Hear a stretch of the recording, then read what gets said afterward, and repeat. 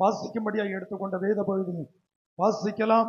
2 ராஜாக்களின் புஸ்தகம் 5ஆம் அதிகாரம் 7, 8 ஆகிய வேத வசனங்களை ஒருவருக்கு வாசிக்கலாம்.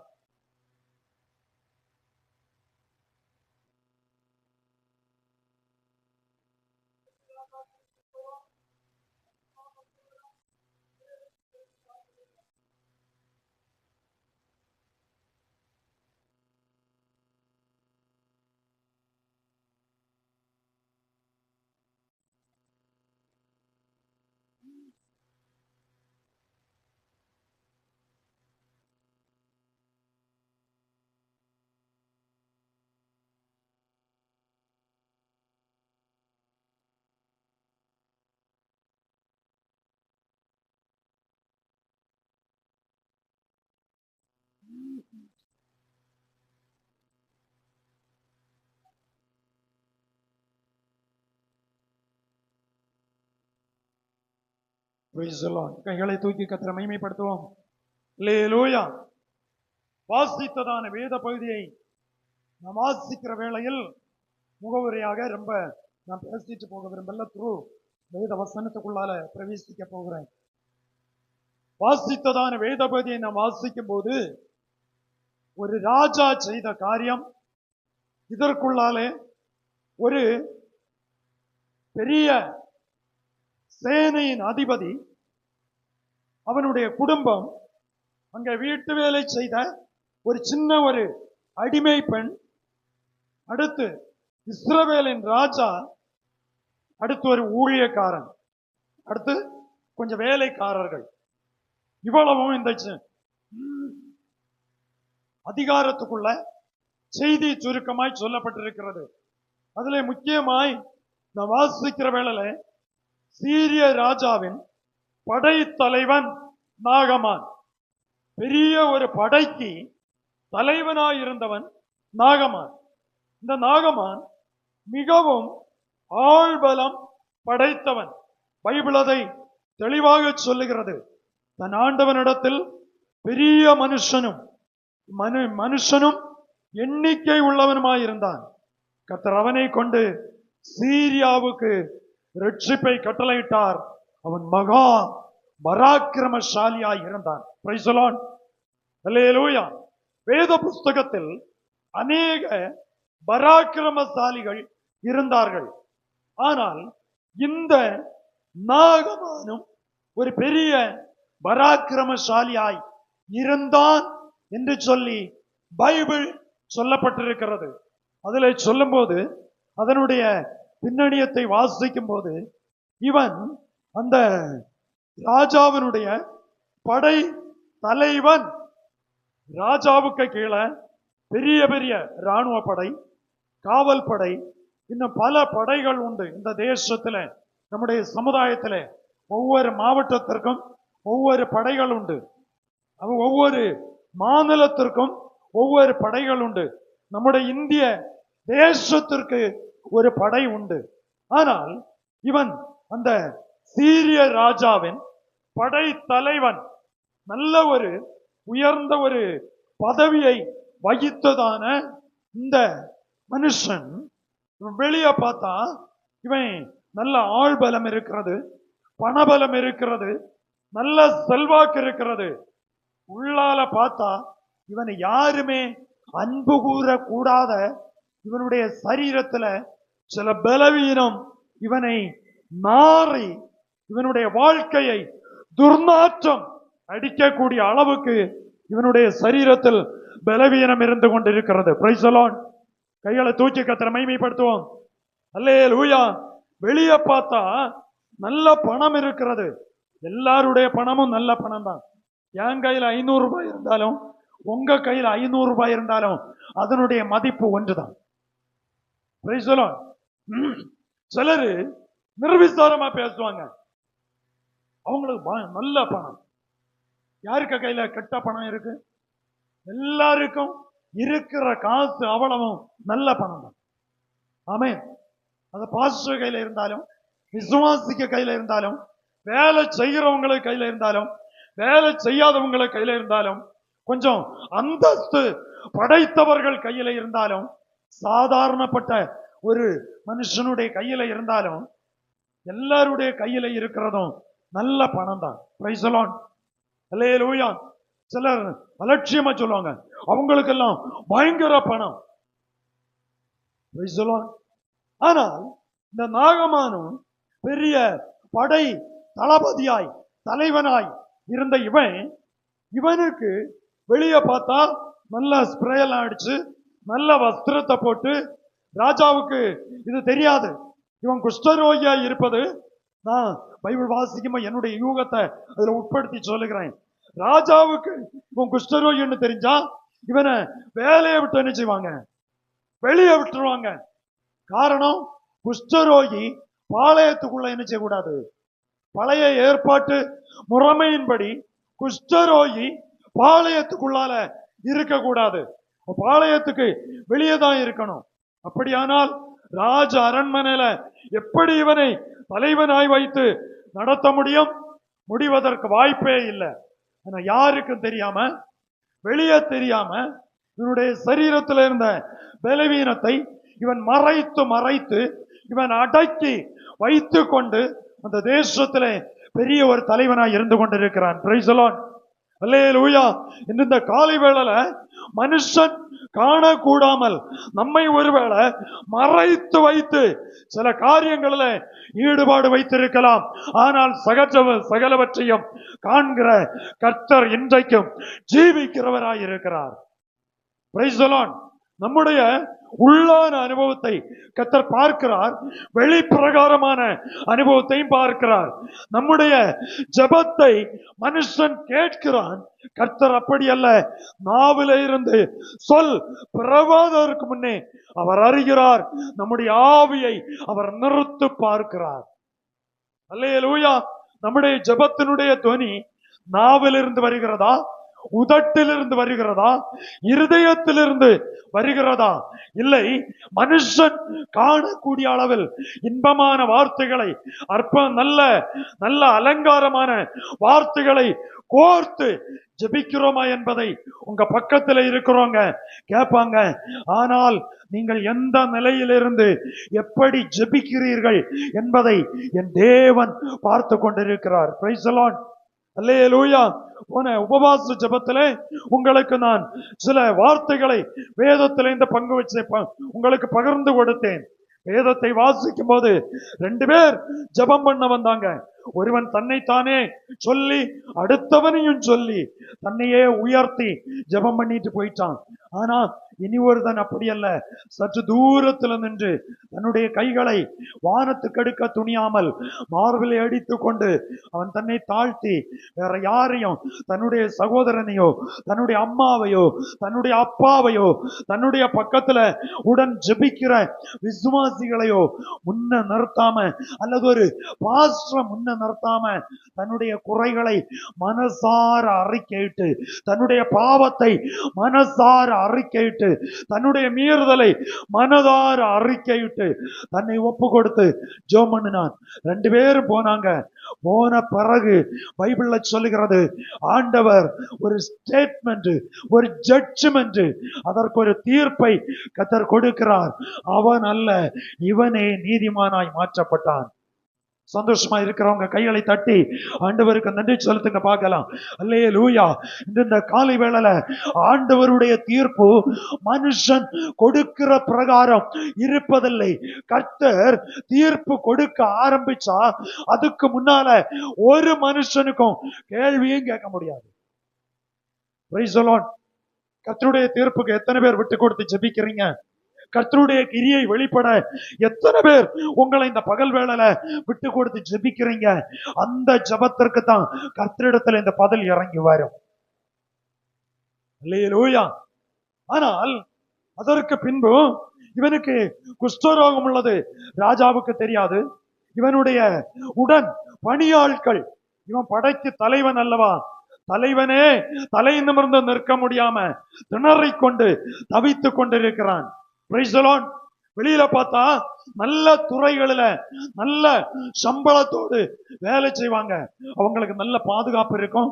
அவங்களுக்கு நல்ல வாகனங்கள் கொடுத்திருப்பாங்க. நிறுவனத்தினாலும் அரசாங்கமானாலும் கொடுத்திருக்கும். எப்போ முன்னால பின்னால நடப்பதற்கு உதவி ஆட்களை கொடுப்பாங்க. டைரி எடுத்து கொடுக்க ஒரு ஆளு, பேனா எடுத்து கொடுக்க ஒரு ஆளு, ரிப்போர்ட் வாசிக்க வேண்டிய அறிக்கையை சொல்லி கொடுக்க ஒரு ஆளு, எழுதுவதற்கு ஒரு ஆளு. இவங்க ஹாயா நாற்காலியில் அமர்ந்து அத தங்களுடைய இருதயத்துல என்ன போல ஒரு பெரிய பதவி யாருக்குன்னு நினைச்சு இருதயத்துல பெருமை எண்ணம் கொண்டு கொண்டிருப்பார்கள். தெய்வ பிள்ளைகளை நான் நினைக்கிறேன், நாகமான் இதே போல தளபதியாய் படை தலைவனாய் இருந்தபடியினால இப்படியெல்லாம் அவன் இருதயத்துல எண்ணாமல் இருக்க வாய்ப்பில்லை. மனுஷன் தானே. ஆனா சிலரு எந்த பதவியானாலும் சரி கர்த்தருடைய சமூகத்துல வரும்போ நெடும்பாடா முழங்கால் படி போட்டு தங்களை அர்ப்பணித்து தாழ்த்தி ஒப்பு கொடுத்து ஜெபிப்பார்கள். Price the Lord. ஆனா சிலருக்கு ஒரு சின்ன ஒரு பதவி, ஒரு சின்ன ஒரு தொழில், ஒரு சின்ன ஒரு நல்ல ஒரு உபஜீவன மார்க்கத்துக்குரிய ஒரு வாய்ப்பை கர்த்தர் கொடுத்தாச்சுன்னா அதற்கு பிறகு அவங்க பேச்சுல நிலை மாறும், அவங்க ஜபத்துல நிலை மாறும், அவளுடைய இடைபடுதல்ல நிலை மாறும். ஆமென். கர்த்தர் எவ்வளவு தான் உங்களை என்னை உயர்த்தி வச்சாலும் பதவி நிரந்தரம் அல்ல, நம்முடைய தொழில் நிரந்தரம் அல்ல. கர்த்தர் நமக்கு ஜீவிக்கிறவர், அவர் நிரந்தரமானவர். அல்லேலூயா. ஆகையினால பதவிக்கு மேல லட்சியத்தை வைத்து, ஆஸ்திக்கு மேல லட்சியத்தை வைத்து, சொத்துக்கு மேல நம்பிக்கை வச்சு உலக ஐஸ்வர்யம் ஆடம்பரத்துல நம்பிக்கை வைப்பதை விட பைபிள் சொல்லுகிறது கர்த்தரை தான் நம்பிக்கையாய் வைத்திருக்கிற மனுஷன் பாக்கியவான். அல்லேலூயா, அல்லேலூயா. இந்த காலை வேளையில இந்த நாகமான் இவன் ரட்சிக்கப்படாதவன், இவன் கர்த்தரை அறியாதவன். ஆனா நல்ல தொழில் இருக்கு பாருங்க. கர்த்தரை அறியாதவனுக்கும் தொழில் இருக்கும், பணம் இருக்கும், ஆஸ்தி இருக்கும், உலக சுகம் இருக்கும். ஆனா சரீரத்தில் அவன் குஷ்டரோகத்தினால் பாதிக்கப்பட்டு கொண்டிருக்கிறான். அனுதினமும் பாதிக்கப்பட்டு கொண்டிருக்கிறான். வேதனைக்கு மேல வேதனை. யாரிடத்துல சொல்லுவது, எப்படி சொல்லுவது? இதை சொன்னா இதை ஏற்றுக்கொள்வார்களா? இதை சொன்னால் ஏற்றுக்கொள்ள மாட்டார்கள். சொல்லாமல் இருந்தால் காரியத்தை புரிய வைக்கவும் முடியாது என்று சொல்லி அவனுக்குள்ளே திகைத்து கொண்டிருக்கிறான். அவனுடைய மனைவிக்கு தெரியும் இவன் குஷ்டரோகி என்பது. ஆனால் அங்கே இருந்து ஒரு கூட்டம் பிள்ளைகளை பிடிச்சிட்டு வரும்போ தண்டுகள் வழியா பிடிச்சிட்டு வருகிற வேளையில ஒரு சின்ன பெண்ணு, ஒரு சின்ன பிள்ளை இந்த நாகமானுடைய வீட்டுல வேலைக்காக கொண்டு போய் விடுகிறாங்க. Price the Lord. கைகளை தூக்கி கர்த்தரை மகிமைப்படுத்துவோம். அல்லேலூயா. இந்த சின்ன பெண் யார் என்று சொல்லி கேட்டால், நான் அந்த வேத பகுதியை, அந்த அதிகாரத்தை வாசிக்கும் போது நான் கற்றுக்கொண்ட பாடம், எலிசாவினுடைய ஊழியத்தினால் ரட்சிக்கப்பட்ட பிள்ளை, எலிசாவினுடைய ஜெபத்தினால் விடுதலையாக்கப்பட்ட பிள்ளை, எலிசாவால் தேவனை அறிந்து கொண்ட அந்த சின்ன தெய்வ பிள்ளை. Praise the lord. அல்லேலூயா.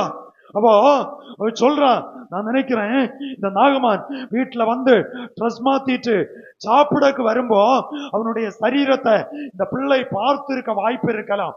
காரணம், இந்த பிள்ளைக்கு இவன் குஷ்டரோகின்னு அறிய வேண்டுமானால் அது ஏதோ ஒண்ணு நடந்திருக்கணும். Price the lord. அல்லேலூயா. ஆனா இந்த பிள்ளை பார்த்ததும் அந்த எஜமான் அப்படின்னா நாகமானுடைய மனைவியை பார்த்து சொல்றா பாருங்க, என் ஆண்டவன் சமாரியாவில் இருக்கிற தீர்க்கதரிசியினிடத்தில் போனால்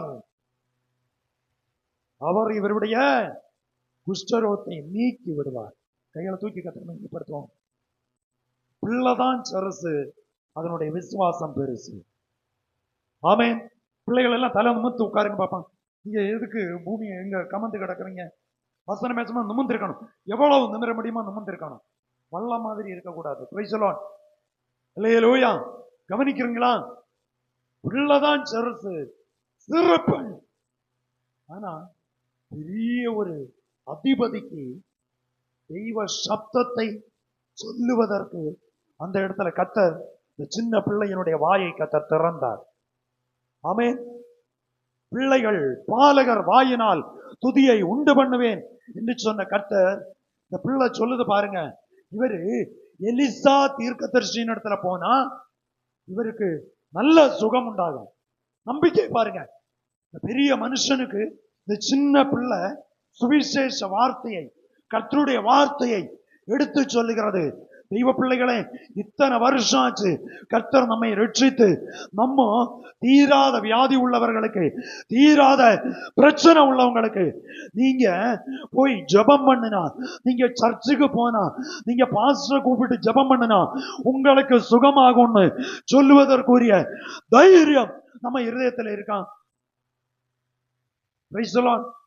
நம்ம கேட்டா நம்ம அனுபவங்களை சொல்லுவோம். 50 வருஷம் சொல்லுவோம், 40 வருஷம் சொல்லுவோம். என்ன கேட்டா 31.5 வருஷம், 31.5 ஆண்டுகள் எனக்கு சொல்லுவதற்குண்டு. ரட்சிக்கப்பட்ட பின்பு இதே போல நமக்கு சொல்லுவதற்குண்டு. ஆனால் நம்மை கொண்டு பிறருக்கும் சொல்லக்கூடிய சில காரியங்கள் நம்மை கொண்டு கர்த்தர் செய்ய வேண்டும். அல்லேலூயா. இந்த சின்ன பிள்ளை சொல்றான், இவர் அந்த தீர்க்கதரிசிக்கு பக்கம் போனா, எலிசாவுக்கு பக்கம் போனா இவருடைய குஷ்டரோகம் மாறும்.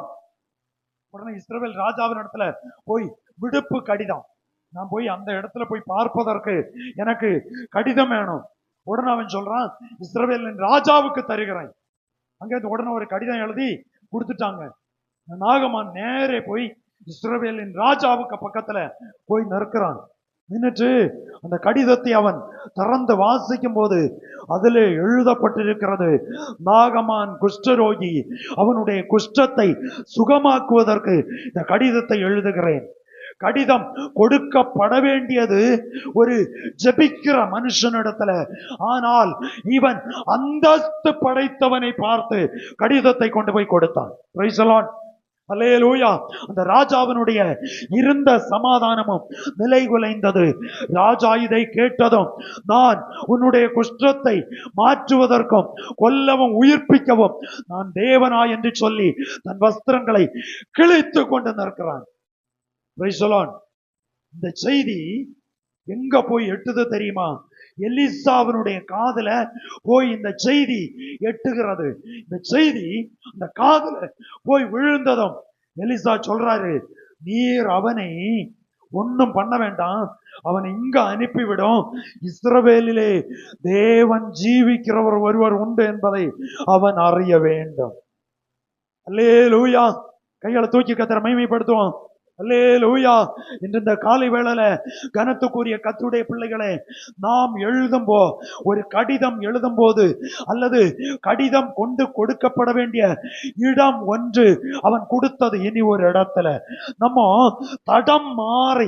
தடம் புரண்டால் அந்த வாகனம் என்ன செய்யாது? நிலை தடுமாறிவிடும். இதே போலதான் அநேகர் இந்த நாட்களில் நிலை தடுமாறிதான் வாழ்க்கை மாறி மாறி விகாரப்பட்டு கொண்டு வாழ்க்கையில அனுபவிக்க வேண்டிய சமாதானத்தை அனுபவிக்க கூடாதபடி, அனுபவிக்க வேண்டிய நன்மையை அனுபவிக்க கூடாதபடி, அனுபவிக்க வேண்டிய தெய்வீக சௌக்கியத்தை அனுபவிக்க கூடாதபடி, நம்ம நிமித்தம் அவங்களும் வஸ்திரங்களிக்க கூடிய அளவுல, நம்ம நிமித்தம் அடுத்தவன் அவமானப்படக்கூடிய அளவுல, நம்ம நிமித்தம் அடுத்தவன் துன்பப்படக்கூடிய அளவுல செயல்பாடுகள் நடைபெற்று வருகிறது. Praise the lord. அல்லேலூயா. பெரிய இன்னைக்கு நம்ம பார்த்தோம்னா, இந்த சைடு எடுத்தாச்சுன்னா ஒரு குரூப் மருத்துவர்கள், சில மருத்துவமனைகளுடைய பெயர், தமிழ்நாடு எடுத்தாச்சுன்னா, கேரளாவா எடுத்தாச்சுன்னா கேரளத்துல ஒரு குரூப் மருத்துவர்கள், பல மருத்துவமனைகள் பெயர் எடுத்தவர்கள் இருக்கிறார்கள். ஆனால் மருத்துவர்களுக்கு இருக்கிற பலவீனங்கள் உங்களுக்கு தெரியுமா? Praise the lord. அல்லேலூயா. அநேக மருத்துவர்களுக்கு ஜெபித்ததுனால எனக்கு தைரியமா எனக்கு சொல்ல முடியும். மருத்துவர்கள் நமக்கு மருத்துவ சிகிச்சை செய்கிறார்கள். ஆனால் அவர்களுக்கு இருக்கிற பலவீனம் எல்லாம் அவங்க வெளியே சொல்லிட்டே இருக்க மாட்டாங்க. Praise the lord. அல்லேலூயா. ஆமா, மருத்துவர்கள் அநேக மருத்துவர்களுக்கு ஜெபிப்பதற்கு கர்த்தர் உதவி செய்திருக்கிறார். அநேக வைத்தியர்களுக்கு ஜெபிப்பதற்கு கர்த்தர் உதவி செய்திருக்கிறார். ஆகையினால எனக்கு தைரியமா சொல்ல முடியும், மருத்துவர்களானாலும் வைத்தியர்களானாலும் பாஸ்டர் ஆனாலும் விசுவாசிகளானாலும் மண்ணான சரீரம் இதுல வியாதிகள் தாக்கும். தூக்கி கர்த்தர் மகிமைப்படுத்தும். ஆனா அந்த சூழ்நிலையில நடத்துகிற ஒரு கர்த்தர் நம்மோடு கூட இருக்கிறார் என்பதை நீங்களும் நானும் அறியாமல் இருக்க எனக்கு மனதில்லை. எலிசா சொல்றான், இஸ்ரவேலிலே ஒரு தெய்வம் உண்டு என்பதை, ரட்சிக்கிற ஒரு கர்த்தர் உண்டு என்பதை நாகமான் அறியணும். நேரே அங்க எலிசாவுக்கு பக்கம் திருப்பி அனுப்பினாங்க. எலிசாவினுடைய வீட்டு வாசற்படியிலே நாகமானோடு வந்த வேலைக்காரர்கள் வாசற்படியில நிற்கிறாங்க. அப்பதான் எலிசா சொல்றாரு, நாகமானே நீர் வேற ஒண்ணும் செய்ய வேண்டாம், நீர் போய் அந்த நதியில், இந்த வசனத்தை வாசிங்களேன், 10வது வசனம். அப்பொழுது எலிசா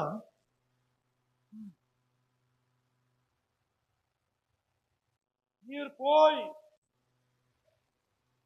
யோர்தானில் 7 முறை ஸ்நானம் பண்ணு,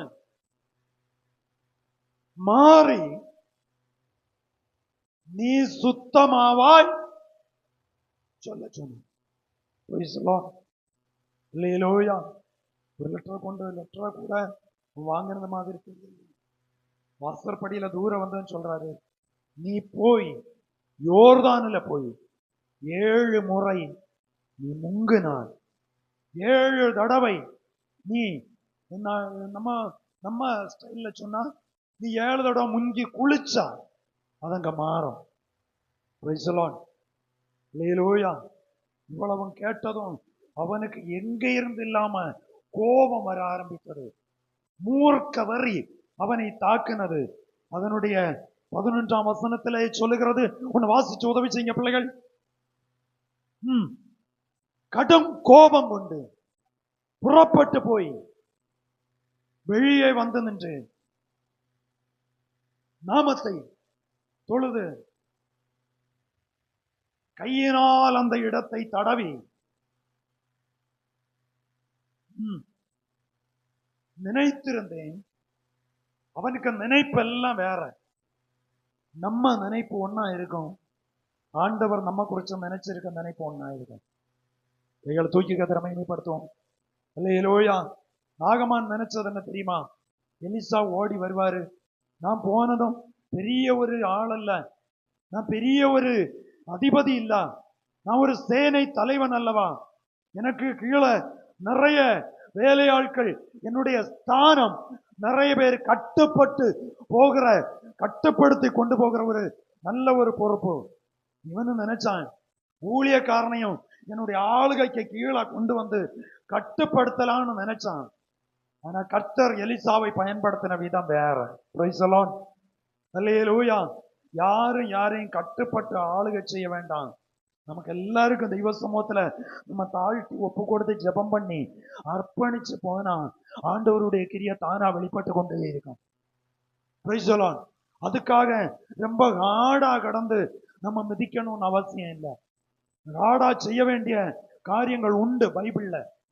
அப்ப அந்த நிலைமைக்கு ஏற்றபடி நம்ம செய்ய வேண்டியதை முறையா செய்துட்டு போகும்போது ஆண்டவருடைய கிரியை வெளிப்படும்.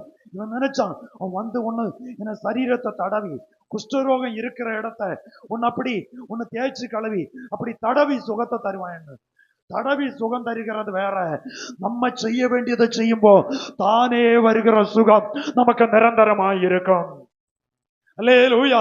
இந்த காலை வேளையில அருமையான பிள்ளைகளே, சகோதர சகோதரி, கனத்துக்குரிய மாதாபிதாக்களே, நாம செய்ய வேண்டியதை செய்யும் போது அதுல இருந்து வருகிற சுகம் அது வேற, அதற்கு பின்னணியத்துல செலவே கிடையாது. எத்தனை பேருக்கு புரிஞ்சு? நம்ம செய்ய வேண்டியதை நாம் செய்யும் போது நமக்கு செய்ய வேண்டியதை கர்த்தர் காலதாமதம் பண்ணாமல் செய்து கொண்டே இருப்பார். அதற்கு நமக்கு வீண் செலவுகள் வாழ்க்கையில வராமல் கர்த்தர் வேலி போட்டு பாதுகாப்பார். இடத்துல சொன்னார், நீ யோர்தான்ல போய் 7 தடவை முங்கு. அவன் கடும் கோபம் கொண்டு. பாருங்க, தெய்வம் இப்படிதான். சில இடத்துல நம்ம சில கவுன்சில் பண்ணும்போ தெய்வ சப்தத்தை தெய்வ சப்தமா சொல்லும்போ அவங்களுக்கு புரிந்து கொள்ள அல்லது அதை ஜீவிதத்தில் அனுபவமாக்கி கொள்ள திராணி இல்லாமல் வரும்போ, யாரு பாஸ்டர் ஆனாலும் சரி, ஒரு தகப்பன் ஆனாலும் சரி, ஒரு தாயானாலும் சரி, ஒரு சண்டே ஸ்கூல் டீச்சர் ஆனாலும் சரி, ஸ்கூல்ல பிள்ளைகளுக்கு கற்றுக் கொடுக்கிற ஒரு ஆசிரியர் ஆனாலும் சரி, அவங்க மேல இவங்களுக்கு கோபம் வரும். ஏன் சொல்லுகிறாங்க? எதற்கு சொல்லுகிறாங்க? சிலவங்க அதுக்கா வளைச்சு வளைச்சு இன்டைரக்டா கொண்டு போட்டுட்டு அடிப்பாங்க. கவனித்துக் கொள்ளுங்கள். அவன் நேரே சொல்றான், யோர்தான்ல உனக்கு சுகம் வேணுமா, யோர்தான்ல போய் 7 தடவை முங்கு, உனக்கு விடுதலை ஆகும். அவனுக்கு கடும் கோபம் வந்தது. அடுத்த சென்டென்ஸ் சொல்லுகிறது, வாசிங்க.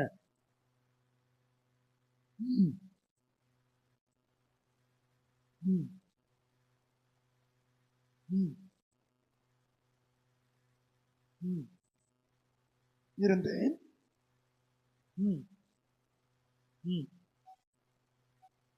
எல்லாவற்றை பார்க்கலாம் தமஸ்குவின் நதிகளாகிய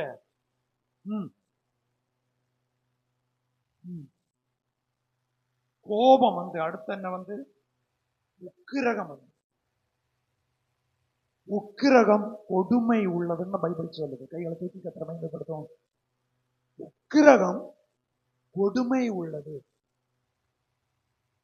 உக்கிரக கோபம், பைபிள்ல நிறைய பேர் உக்கிரக கோபம் கொண்டாங்க. யாருமே அது பெருசா வளர்ந்தது மாதிரி பைபிள்ல சரித்திரமே இருக்கு. ஆமா, இங்க சொல்லுது பைபிள்ல, உக்கிரக கோபத்தோடு அவன் திருப்பி போனான். அவனுடைய ஊழியக்காரர் சமீபத்தில் வந்து அவனை காலு பிடிச்சு பேசுறாங்க. தகப்பனே, எப்படி கூப்பிட்டாங்க?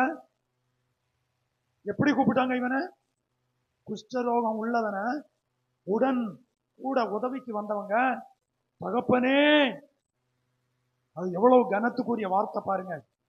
அப்படியாயிலும் அவனுக்கு ஒரு சுகம் உண்டாகணுமேன்னு சொல்லி, இப்படித்தானே நம்ம சில இடங்கள்ல போய் பேசும்போ உங்க காலை பிடிச்சு உங்க கையை பிடிச்சு அவங்களுக்கு நம்ம தாழ்ந்து நம்ம இருப்படம் விட்டு கீழே இறங்கி நம்மளை இந்த அளவு கத்தர் கனம் பண்ணி உயர்த்தி வச்சதை விட்டு தரையில உட்காருகிறது போல உட்கார்ந்து அவங்களுக்காக பேசி, ஆனா சிலரு அதை ஏற்றுக்கொள்வாங்க, சிலர் நிராகரிப்பாங்க. அவங்க கூப்பிடுறாங்க பாருங்க, தகப்பனே என்று சொல்லி கூப்பிட்டு அடுத்து சொல்றாங்க, அந்த தீர்க்கதரிசி ஒரு பெரிய காரியத்தை செய்ய உனக்கு சொல்லி இருந்தால் நீர் அதை செய்வீர் அல்லவோ. பெருசு சொன்னா சிலர் செய்வாங்க, ஆனா நிசாரம் 7 தடவை முங்கிட்டு போக்கு. 7 என்றால் பூரணத்தை குறிக்கும். 7 அஸ்திவார உபதேசத்தை குறிக்கும். 7 ஜடைகள் முழுமையான ஒரு பலத்தை குறிக்கும். 7 சபைகள் தேவனுடைய கையில இருக்கிற குத்துவிளக்குக்கும் அதனுடைய ஊழியக்காரர்களையும் தூதர்களையும் குறித்து சொல்லப்படுகிறதை குறிக்கும். 7 எக்காலங்கள். பைபிள் இப்படி 7 சொன்னா 7வது நாள் பூரணமான ஒரு நாள், அது கர்த்தருக்குரிய ஒரு நாள். நிறைய சொல்ல முடியும் 7 என்பதை குறித்து. ஆனால் பைபிள்ல சொல்லப்பட்டிருக்கிறது, அதிலே அதை அவன் ஏற்றுக்கொள்ள மனம் இல்லாமல் இருக்கும்போ ஒரு பெரிய காரியத்தை சொன்னான். நீர் ஏற்றுக்கொள்ளாமல் இருப்பீரா? உமக்காகத்தானே சொன்னது, உமக்க சுகத்துக்காகத்தானே சொன்னது, உங்க நன்மைக்கு தானே சொன்னது.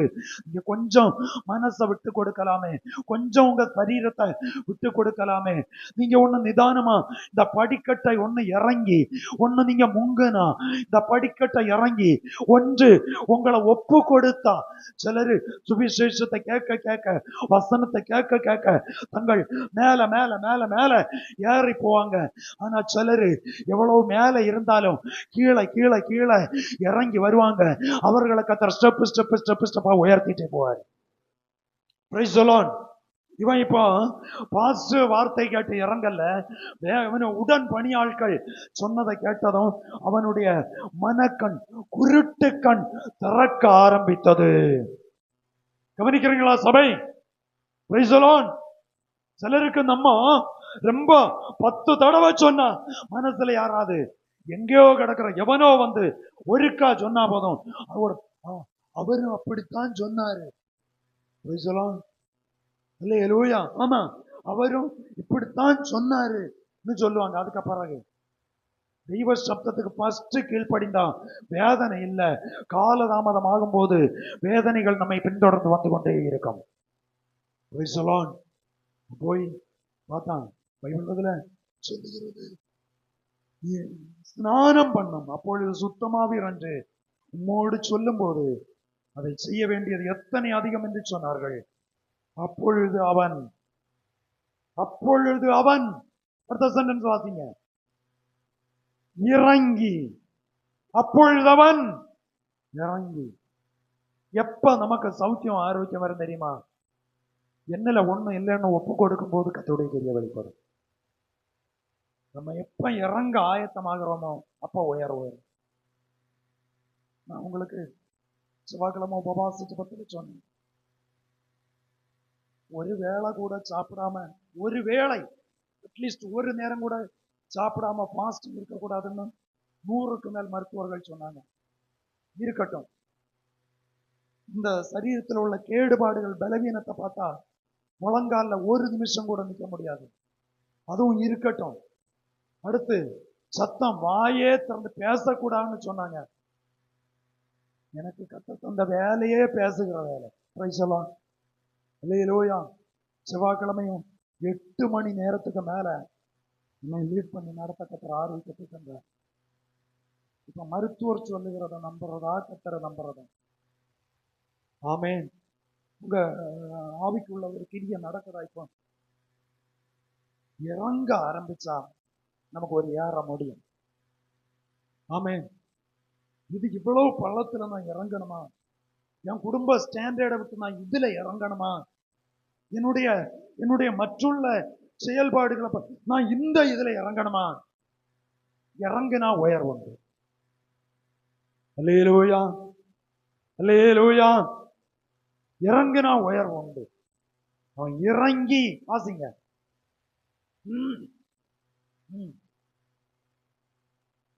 தேவனுடைய மனுஷன் இறங்குமா? என்ன எண்ணத்தோட இறங்குறான்? வேலைக்காரன் காலை பிடிச்சதுனால இறங்கல்ல, தெய்வ சத்தம் கேட்டதுனால இறங்கினான். அல்லேலூயா. தேவனுடைய மனுஷனுடைய வார்த்தையை கேட்டு, அந்த வார்த்தை இன்னைக்கு கேட்டாலும் இன்னைக்கு நீங்க ஒருவேளை எதிர்த்துட்டு அவமதிச்சுட்டு போகலாம். இந்த வார்த்தை ஏற்ற காலம் வரும்போது உள்ளால துணிக்கக்கூடிய வார்த்தை. அல்லேலூயா. இந்த வார்த்தை ஏற்ற வேலை வரும்போது இது உள்ளால இருந்து கிரியை செய்கிற வார்த்தை. எலிசா ஒரு வார்த்தை சொல்லி நிறுத்திட்டாரு. யோர்தான்ல போய் முங்கம், போய் செய்யறோம் சுகத்தோட. நீர் திருப்பி நீங்க வர வேண்டாம், நேரே போயிரும். இப்ப சொல்லுகிறான், அவன் இறங்கி தேவனுடைய மனுஷனுடைய வார்த்தையின்படி யோர்தானில் 7 தரம் முங்கின போது அவன் மாம்சம் ஒரு சிறு பிள்ளையின் மாம்சத்தை போல மாறி அவன் சுத்தமாகிறான். அல்லேலூயா. அவன் மாம்சம் ஒரு சின்ன பிள்ளைக்கு மாம்சத்தை போல. ஒரு சின்ன பிள்ளைக்கு மாம்சத்தை பார்த்திருக்கிறீங்களா? பல நூற்றுக்கணக்கான பிள்ளைகளை பிறந்து சில நிமிடங்கள் தாண்டி கையில் ஏந்தி ஜெபிக்க கர்த்தர் ஒரு பாக்கியத்தை கொடுத்தார். அதனால தெரியும். சிலர் பிள்ளையை கண்டா பிள்ளை எடுத்து கூட பார்க்க மாட்டாங்க. பிள்ளைக்கு சரீரத்தில் அங்கங்கே இப்படி தொட்டு பார்ப்பாங்க. எதுக்கு தெரியுமா? அந்த பிள்ளைக்கு சரீரத்துல தொடுகிற சுகம் நம்ம சரீரத்துல சிரசு முதல் கால் வரை எங்க தொட்டாலும் அந்த சுகத்தை அனுபவிக்க முடியாது. ஆமென். அவ்வளவு மென்மையாய், அவ்வளவு பஞ்சை போல, அவ்வளவு ஒரு வழுவழுப்பான அப்படிப்பட்ட ஒரு நிலையில இருக்க பிள்ளையினுடைய சரீரம். ஆகையினால்தான் இயேசு சொன்னார், ஒருவன் சிறு பிள்ளையை போல் ஆகாவிட்டால் தேவனுடைய ராஜ்யத்தை. அப்ப அனுதினம் நம்முடைய ஜபத்துல, அனுதினமும் ஆராதனையில ஒரு சிறு பிள்ளையை போல நம்ம ஒப்பு கொடுத்து, ஒரு சிறு பிள்ளையை போல நம்ம விட்டு கொடுத்து, ஒரு சிறு பிள்ளையை போல நம்ம அர்ப்பணித்து நாம் ஜபிக்கும் போது கர்த்தருடைய கிரியை நம்முடைய வாழ்விலே வெளிப்படும். அல்லேலூயா. அதில் சொல்லுகிறது, அவன் இறங்கி தெய்வ மனுஷனுடைய வார்த்தையின்படியே இறங்கி 7 தரம் முங்கினான், அவன் சுகமானான். அப்பொழுது அவன் கூட்டத்தை எல்லாம் தேவனுடைய மனுஷனிடத்திற்கு திரும்பி வந்து அவனுக்கு முன்பாக நின்று சுகாயிற்று திரும்பி வருகிறான். சிலது சுகாயிற்று அந்த லைன்லே போகும், சிலது வரும். ஆமென். அல்லேலூயா. இவன் வந்தான், கொஞ்சம் காணிக்கை எல்லாம் கொண்டு வந்தான். எலிசா சொன்னான், எனக்கு இந்த ஒண்ணும் உனக்கு காணிக்கை ஒண்ணும் வேண்டாம், எனக்கு தேவைக்கு கர்த்தர் தந்திருக்கிறார், நீ சமாதானத்தோட போன்னு சொன்னாரு. Praise the lord. அல்லேலூயா. வேத வசனத்துக்கு, அஸ்திபார உபதேசத்திற்கு, தெய்வ சப்தத்திற்கு கீழ்ப்படியும்போ தெய்வத்தினுடைய கிரியை உங்க வாழ்க்கையில வெளிப்படும். அல்லேலூயா. நான் தண்ணியில இறங்கவா, நான் முழுக்க ஞானஸ்நானம் எடுக்கவா, நான் இதுக்கு கட்டுப்படவா? இல்ல, இறங்கினா அதுக்கு பின்னால ஒரு மாற்றம் உண்டு. ஆமென். வேத வசனத்தின்படி வசனத்தை கேட்டு உங்க வாழ்க்கையை நீங்க அர்ப்பணிச்சு நீங்க அந்த ஸ்நானத்திற்கு ஒப்பு கொடுக்கும்போ தெய்வத்தினுடைய கிரியை எங்கெல்லாம் வெளிப்படணுமோ அங்கெல்லாம் தெய்வத்தினுடைய கிரியைகள் வெளிப்படும். அல்லேலூயா.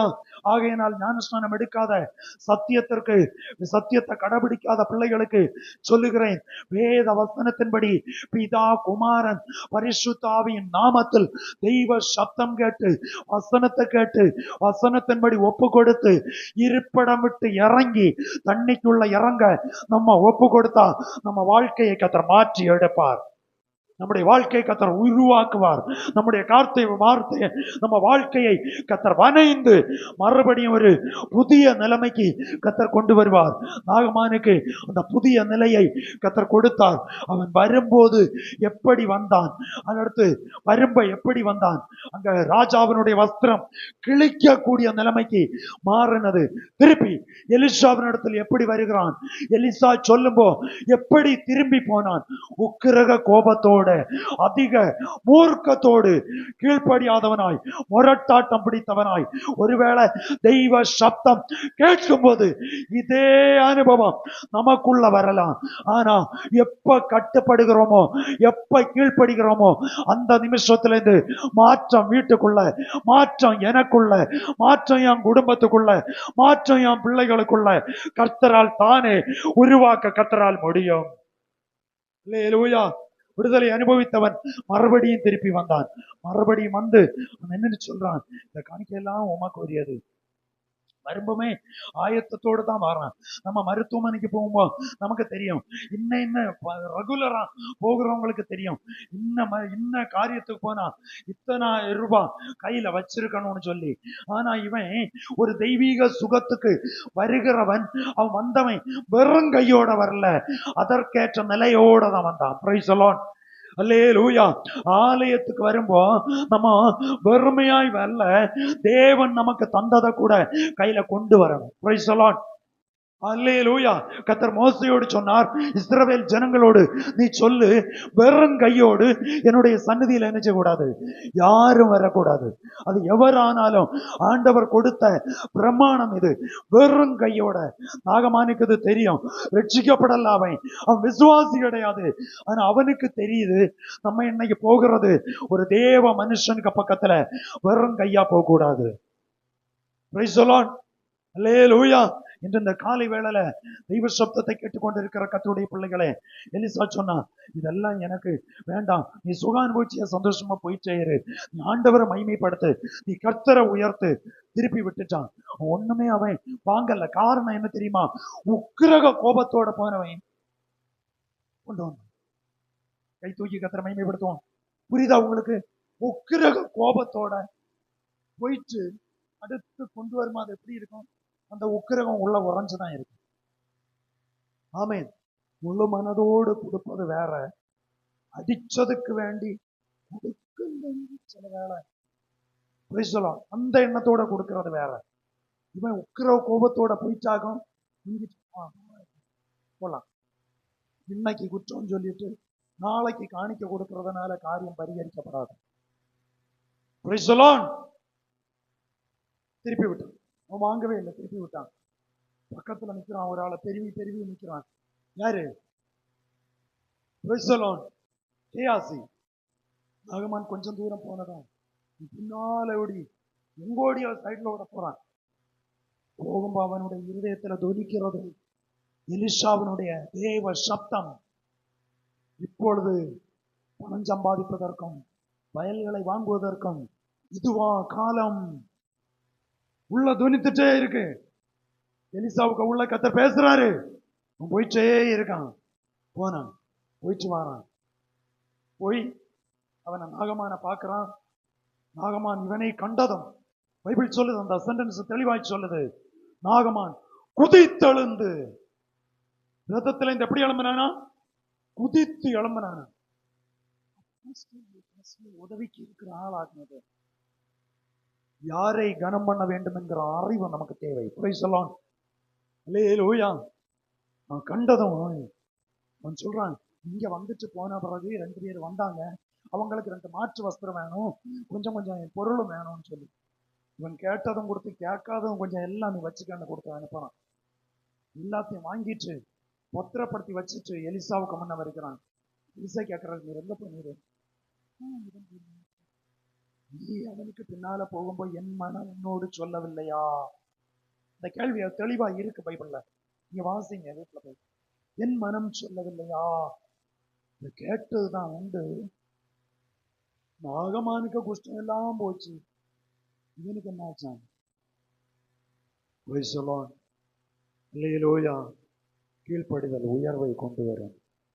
கீழ்ப்படிதல் நன்மையை கொண்டு வரும். கீழ்ப்படிதல் சுகத்தை கொண்டு வரும். கீழ்ப்படிதல் சமாதானத்தை கொண்டு வரும். கீழ்ப்படிதல் தெய்வ சமூகத்துல நிலைத்திருக்க செய்யும். கண்களை மூடுவோம், எழுப்பி நிற்போம். அப்படியே ஆண்டவருடைய கைகளில் நம்மை முழுமையாக ஒப்பு கொடுப்போம்.